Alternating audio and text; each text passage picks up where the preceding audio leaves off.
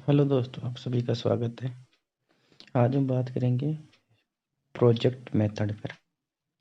ये एक ऐसा टॉपिक है या ऐसी शिक्षण विधि है जिस पर लगभग हर एग्जाम में क्वेश्चन आता है। तो चलिए दोस्तों शुरू करते हैं। परियोजना विधि या प्रोजेक्ट विधि, इसका उदय कहाँ हुआ था? अमेरिका में हुआ था। कब हुआ था? इसका प्रोजेक्ट शब्द का प्रयोग 900 ईस्वी में रिचर्ड्स महोदय द्वारा किया गया था, जो कि एक कोलंबिया विश्वविद्यालय में प्रोफेसर थे।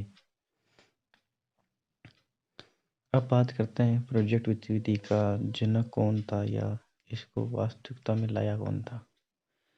तो जनक कौन था? John Dewey.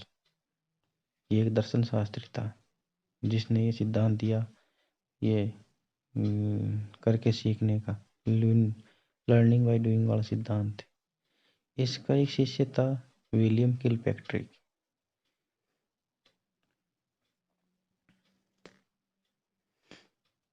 ये कोलंबिया का नहीं था, ये कोलंबिया का नहीं था, यूएसए का था। तो जिसने सिद्धांत क्या दिया? करके सीखने का। अब किलपैट्रिक के अनुसार परिभाषा है, प्रोजेक्ट वह उद्देश्यपूर्ण कार्य है जिससे लगन के साथ सामाजिक वातावरण में किया जाता है। मतलब उद्देश्य के साथ और लगन के साथ सामाजिक कार्य किए जाते हैं।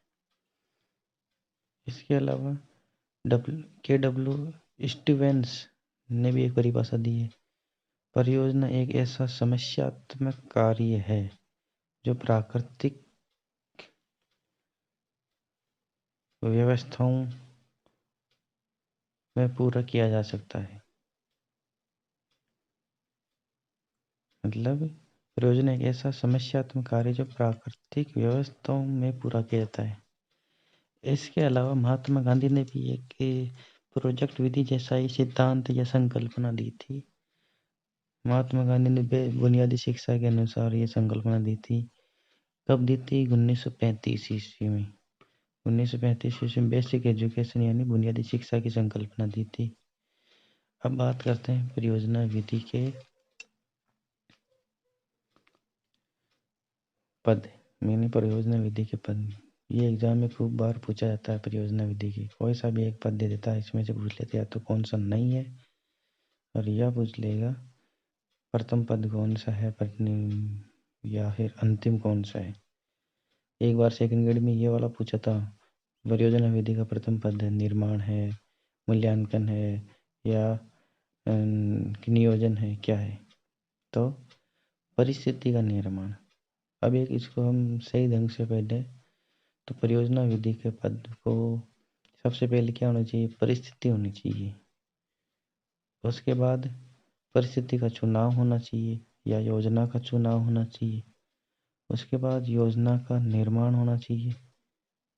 सबसे पहले परिस्थिति बनेगी, उसके बाद चुनाव होगा, फिर निर्माण होगा। उसके बाद योजना का क्रियान्वयन किया जाएगा। उसके बाद मूल्यांकन किया जाएगा और योजना का लेखा जोखा रखा जाता है। तो सबसे अंतिम कौन सा? योजना का लेखा जोखा रखना। और सबसे प्रथम कौन सा? योजना का निर्माण करना।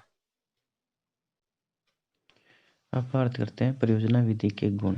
मतलब परियोजना विधि के पद पढ़ लिए, जनक पढ़ लिया।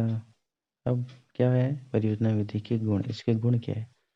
मतलब इससे बालकों का सर्वांगीण विकास होता है। एक तो क्योंकि बच्चे में ज्ञानात्मक, भावात्मक, क्रियात्मक सभी प्रकार की क्रियाएं होती है जिससे इसका सर्वांगीण विकास होता है। इसके अलावा ये योजना जब बच्चा करता है तो उसमें पूरी लगन होती है और प्रत्यक्ष अनुभवों के द्वारा वह ज़्यादा ज्ञान प्राप्त करता है।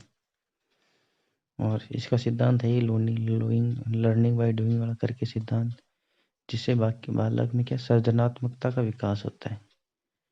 अंतिम कौन सा है? बालक में रुचि होती है, उत्साह होता है, जिससे वह पूर्ण लगन से कार्य करता है। अब परियोजना विधि के दोष की बात करते हैं।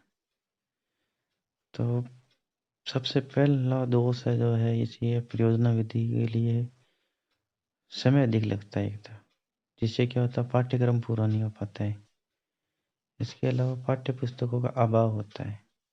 यानी परियोजना विधि में पाठ्य पुस्तकें आसानी से नहीं मिल पाती।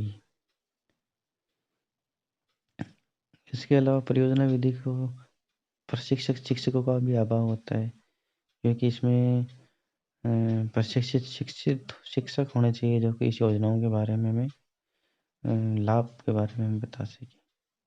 और अंतिम दोष होता है कि इस विधि में हम भाषा का साहित्य ज्ञान नहीं करा पाते हैं, जैसे कि या दर्शन का ज्ञान नहीं करा पाते हैं, धर्म का ज्ञान नहीं करा पाते हैं, साहित्य का नहीं करा पाते हैं, क्योंकि ये विधि योजनाओं द्वारा या भ्रमण द्वारा की जाती है। तो इस तरह से दोस्तों परियोजना विधि का हमने पूरा जानकारी आपको प्राप्त की। उम्मीद करता हूँ आपको वीडियो पसंद आया होगा। तो वीडियो को लाइक करें, शेयर करें और सब्सक्राइब करें। जय हिंद दोस्तों।